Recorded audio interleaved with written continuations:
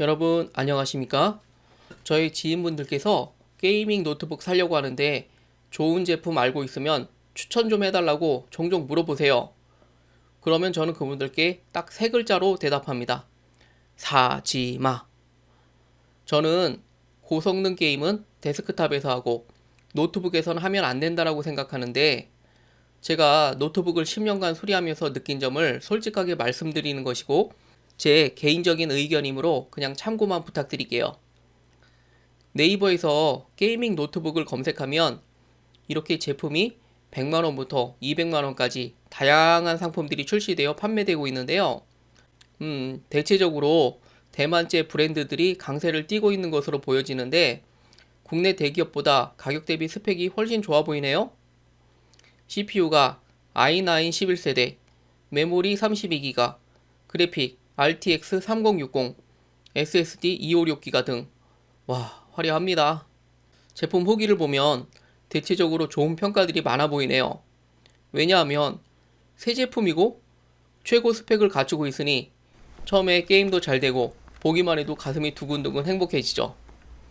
그런데 저는 배틀그라운드, 오버워치 같은 고성능 하드웨어가 동작하는 게임은 노트북에서 하면 안 되는 이유를 네 가지로 요약해봤어요. 첫째, 발열 문제. 여러분들께서 노트북을 구매하시면 기대 수명을 몇 년 정도 생각하고 구매하시나요? 적어도 5에서 6년 정도는 기대하고 구매하실 텐데, 죄송하지만 게임을 정말 열심히 하는 분이라면 2년 안에 치명적인 고장이 발생할 확률이 매우 높다라고 판단합니다. 모든 전자제품의 고장 원인 중 딱 한 가지만 꼽으라면 바로 발열 때문인데요. TV, LED 조명, 냉장고, 세탁기 할 거 없이 전자제품의 급사 원인 첫째는 방열 문제 때문에 발생해요. 특히 이런 노트북에서 고성능의 CPU와 GPU가 최고 성능을 발휘할 때면 정말 어마어마한 열이 발생하는데, 데스크탑에서는 이렇게 커다란 케이스에 넉넉한 메인보드, 커다란 쿨링 시스템이 부착이 되어 열을 바깥으로 배출하기 위한 미니 공조 시스템이 동작하게 됩니다. 특별히 게이밍 데스크탑에는 CPU와 GPU에 이렇게 무섭게 생긴 쿨링 팬들이 장착이 되죠. 이렇게 부착이 되면 컴퓨터가 고성능 게임을 하더라도 하드웨어에 큰 무리 없이 안정적으로 오랫동안 동작할 수 있게 됩니다. 거기에 비해서 노트북 구조에서는 발열이 심한 CPU와 GPU에 열을 식혀줄 방법이 마땅치가 않아요. 보시는 것처럼 노트북 안쪽은 거의 공간이 없어 열을 빼주는 것은 순수하게 노트북 CPU 쿨러에 의존할 수밖에 없죠. 시간이 지난 그래픽카드는 대부분 이렇게 열화가 상당히 진행이 되는데, 그래픽카드 색깔 자체가 이렇게 거무틱틱하게 변하게 돼요. 게임 특성상 고성능 작업을 장시간 하게 되면 여기 보시는 칩셋 자체가 불량이 나게 되는데, BGA 타입의 볼들이 열에 의해 크랙이 나거나 열화되는 현상이에요. 노트북 사망 원인의 90%는 그래픽카드 불량으로 보시면 되는데, 그래서 이렇게 교체하라고 슬롯 타입으로 만들어 놓았죠. 그런데 막상 고장나서 서비스 센터에 이 그래픽 모듈만 따로 구매하려고 하면 제품 금액의 40% 정도를 요청해서 실제로 수리하지 말라는 말과 똑같아요. 둘째, 키보드 두드리기. 노트북으로 게임을 하면 자연스럽게 키보드를 힘껏 두드리게 되는데, 사람에 따라 두드리는 강도는 각각 다를지라도 게임에 몰두하다 보면 나도 모르게 힘을 강하게 주며 두드리는 경우가 발생할 수 있죠. 노트북의 구조상 키보드 바로 밑에 메인보드가 위치하고 있어서 키보드를 연속적으로 두드리면 바로 아래쪽에 있는 메인보드는 조금씩 충격이 계속 누적되게 되겠죠. 그렇지 않아도 게임 중에 CPU와 GPU가 탑재된 메인보드에서 엄청난 양의 데이터를 처리해야 하는 상황에서 지속적으로 충격을 주게 되면 결국 노트북 수명이 줄어들 수밖에 없어요. 그리고 제가 노트북 수리를 하는 작업 중 게이밍 노트북 액정 교체를 한 달에 3대 정도는 하는 것 같아요.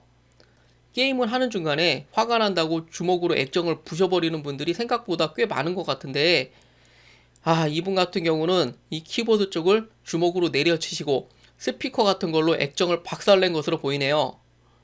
뭐 데스크탑 액정이야 모니터만 바꿔주면 되지만 게이밍 노트북 액정을 부셔버리면 돈도 많이 들고 그냥 버리시는 분들도 많이 있는 것 같더라고요. 셋째, 청소하기가 힘들다. 노트북을 몇 년간 사용하면 이렇게 CPU 팬 안쪽에 먼지가 쌓이게 됩니다. 노트북 쿨러는 보통 이렇게 한 개, 두 개를 가지고 있는데 보통 노트북에는 이렇게 공기를 빨아들이는 흡입구가 있고 공기를 내뱉는 배출구가 있어요. 이 공기들이 순환하면서 먼지들이 지나가는데 이 쿨링팬에 먼지가 지속적으로 쌓이게 됩니다.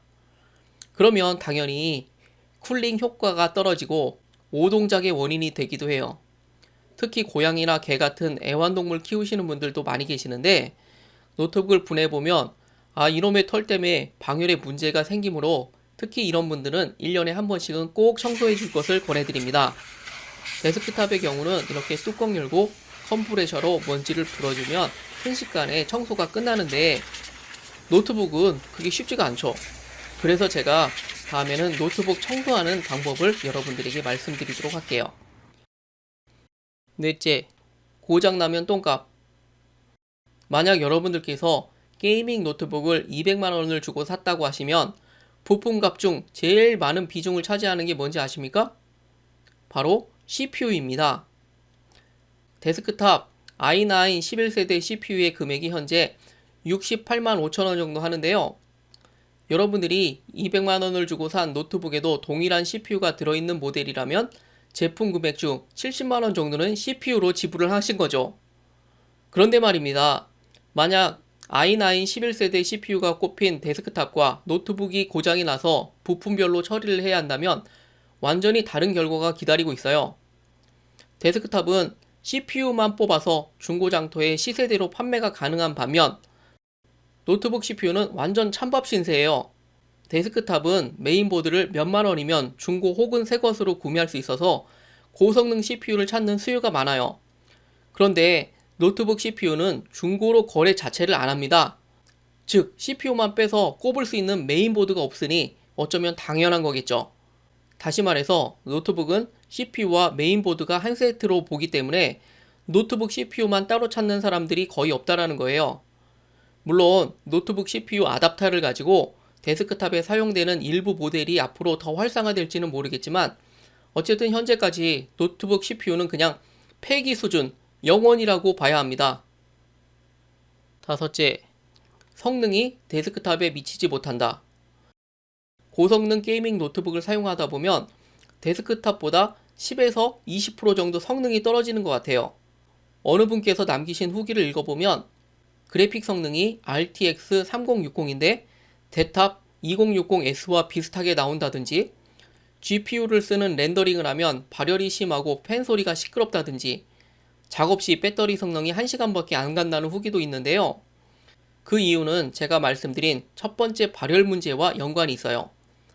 이 노트북에 사용되는 스펙의 성능을 다 발휘하게 되면 메인보드나 그래픽 칩셋에서 발생하는 열로 인해 AS 기간 1년이 안 돼서 죽는 참사가 벌어질 수 있거든요.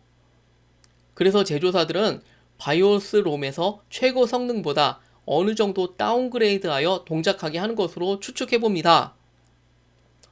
자, 마지막으로 결론을 맺자면 게임은 데스크탑으로 하는 것이 맞다고 봐요. 제가 비유를 하나 들자면 데스크탑은 완전한 주택이고 노트북은 텐트 정도로만 생각하시면 될 것 같은데요. 노트북은 데스크탑에 비해 공간이 협소하고 발열에 취약한 전자제품의 구조를 가지고 있어서 되도록 장시간 고사양 작업을 최소화하는 것이 중요해요.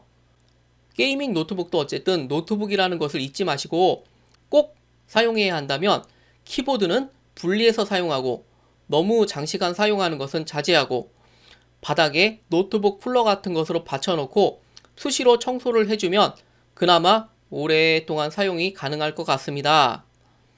자, 이 영상이 도움이 되셨다면 좋아요와 구독 부탁드릴게요. 감사합니다.